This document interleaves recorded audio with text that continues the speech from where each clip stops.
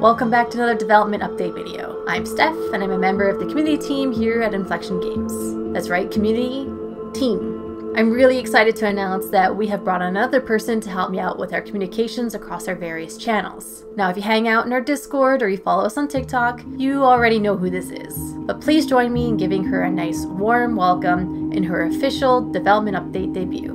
Hey Realmwalkers, I'm Maribel. You could call me MD if you'd like. I was brought on as the community coordinator to help with some content for you guys.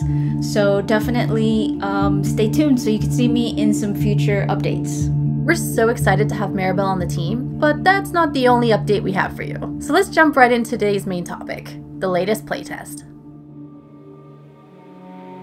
So between March 15th and the 17th, we had our fourth closed alpha playtest for Nightingale. In previous playtests, our servers were up for a limited time, so we would close them overnight. This, however, was the first playtest that we kept them open for 59 hours of continuous play. It took a lot of trust to let folks play during hours that the team was basically offline. But we're so fortunate to have such a great community that we really didn't have to worry too much during these hours that we were offline.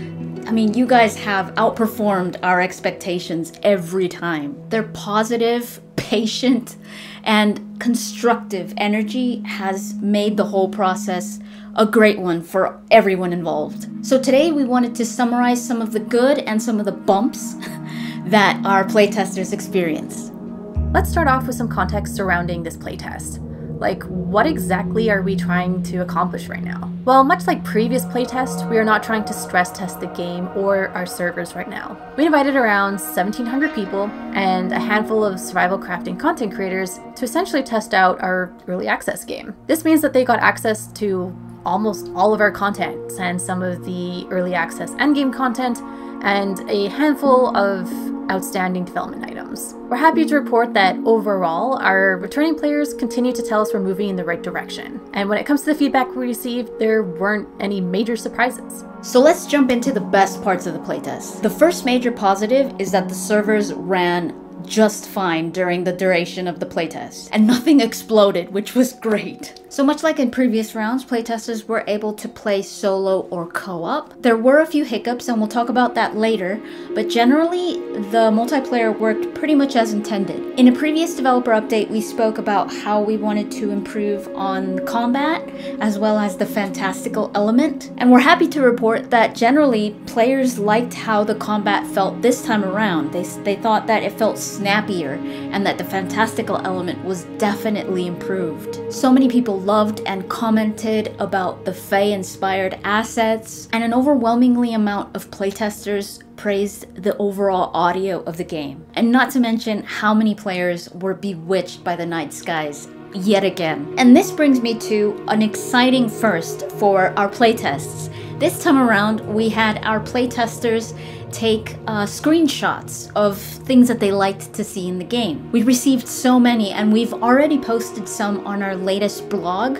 So we'll put the link in the description for that. So you should go check that out, because we have some of the gorgeous screen captures on that blog. So we will definitely be distributing those out throughout our socials. And when it comes to building, we're excited to say that we increased the build limit 5 times more than the last playtest. Something I was super excited about was how people were going to react to our new opening cinematic. In previous playtests, there were no cinematics, so to have players open the game up and see a cinematic where some of the lore and some of the context of how you get where you are in the very beginning was super exciting to me, because I personally love this kind of thing. Despite some stuttering that were there during the playtest, but since then have been fixed, a lot of the playtesters were super hyped that the game had an opening cinematic. And for newcomers to jump into the game fresh and not know anything,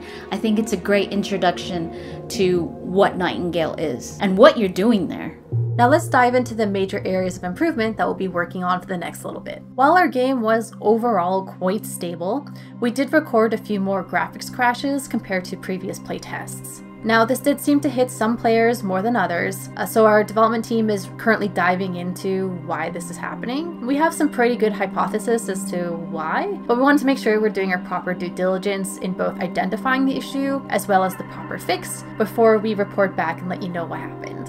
The next biggest pain point for our playtesters was that our through line wasn't always super clear or intuitive. Our goal is to make it so players can play through our game without majorly having to rely on wikis or walkthroughs, and instead are able to play the majority of it using in-game tooltips or codex entries or character dialogue, but basically learn how to play the game in the game itself. It wasn't a surprise to us that there was some friction here as some areas were under construction, but it was good to hear from playtesters exactly where they were struggling and how we can help them out better. Something else that our players confirmed for us is that our current resource balancing isn't quite right. So we're talking about the amount of player effort it takes, the tool duration, versus the amount of resources you get out of something. This was particularly sore points for wood and ore, but these are relatively, in the grand scheme of game development, a little bit easier to fix for our developers, so we'll continue to tweak it and test it out and see how it goes. As for our multiplayer co-op playtesters, they did run into a couple of issues with our current progression system, as it tracks things individually and not throughout the party. We're already developing and testing a couple of different ways to address this internally, but once we have the right update and we make sure that it feels good, we'll make sure to share what the outcome is with you all. Another problem that some of our realm walkers reported is that because our realms are procedurally generated, on occasion, when they would pop into our rival realm and they were talking to Puck, they would get mauled by boars. We're discussing a couple of different ways that we can address this by launch, but rest assured, by then, you'll be able to talk to Puck in peace.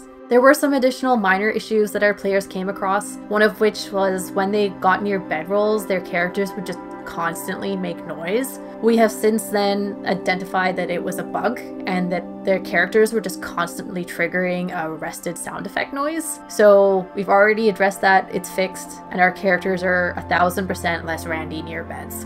So what we've talked about today is just the tip of the iceberg when it comes to the positive and the critical feedback that we received. But we look forward to showing off some of the changes that we've mentioned and some others that we're talking about internally in future updates.